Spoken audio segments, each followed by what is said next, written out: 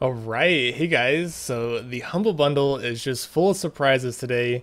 They launched their Humble Saints Row bundle, but before I get to that, I should mention that some bonus games were added to the TellTale bundle. If you purchase the Beat the Average tier, you also get Jurassic Park the game, The Wolf Among Us, The Walking Dead 400 Days, Poker Night 2, and Sam and Max Devil's Playhouse, along with all the other games in the bundle, which is just insane because you're essentially getting almost the entire collection of Telltale games for a very, very low price.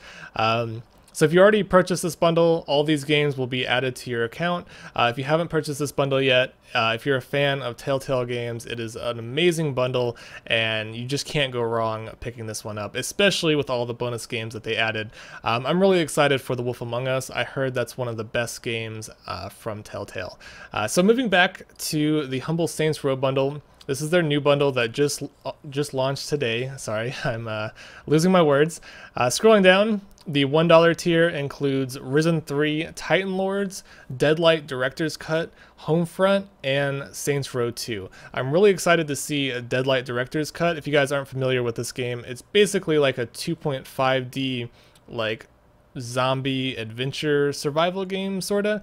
Looks really cool. I've been wanting this game for a long time, but I just forgot about it over the years. And then Risen 3, a lot of people love this game. It's an RPG, and I think with the complete edition you also get a bunch of DLC.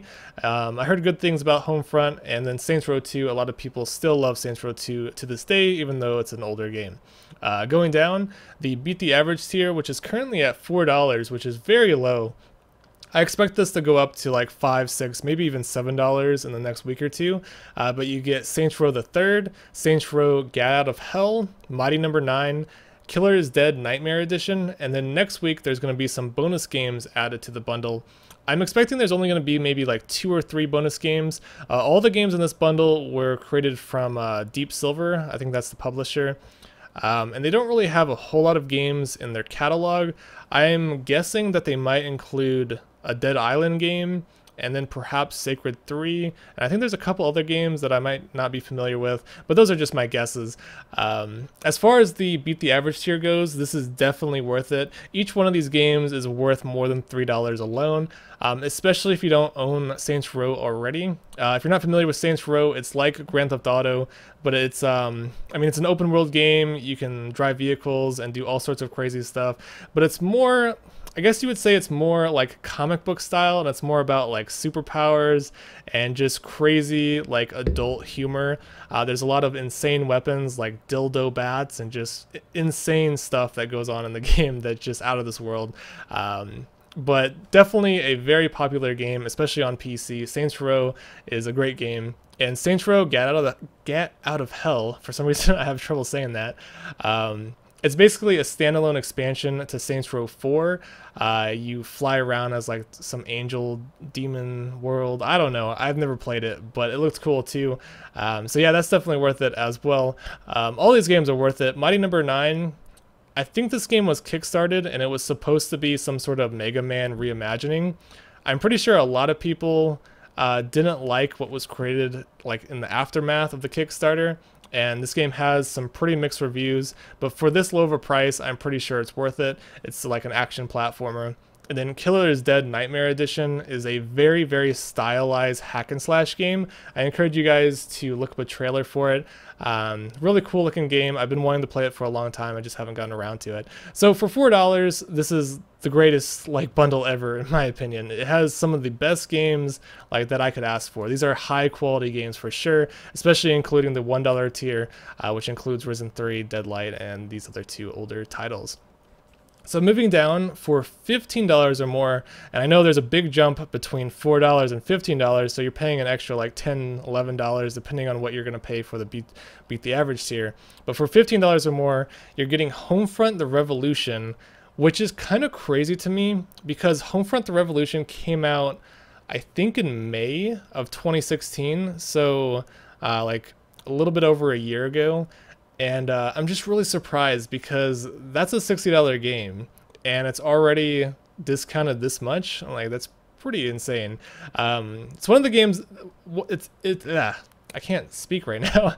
It's a game that I really want to try, but I don't know if I want to pay this much for it, especially considering I already own the rest of the games in the bundle. The next few games, Saints Row 4 Game of the Century Edition, which includes all the DLC, definitely worth it. If you guys don't already own Saints Row 4, I encourage you guys right now, just buy Tier 3 and get Saints Row 4. It's worth it. Like, trust me, it's absolutely worth it. You'll have a lot of fun, especially if you're fans of like open world games like Grand Theft Auto and so forth. You also get Saints Row the Third, the full package, which includes all the DLC for Saints Row 3, and you also get some DLC for Saints Row Gat Out of Hell. So essentially, the third tier is mainly for Homefront: The Revolution and Saints Row 4. I think it's certainly worth it, especially if you don't have Saints Row 4. Homefront: The Revolution, I know it has mixed reviews on Steam. Some people like it, some people don't like it, but for getting it like at this cheap of a price, I think it's certainly worth it. And that's pretty much it. There's one more tier for a game called Agents of Mayhem. I guess this is their new game. I don't really know a whole lot about it. Kind of reminds me a little bit of Saints Row, but I'm not entirely sure.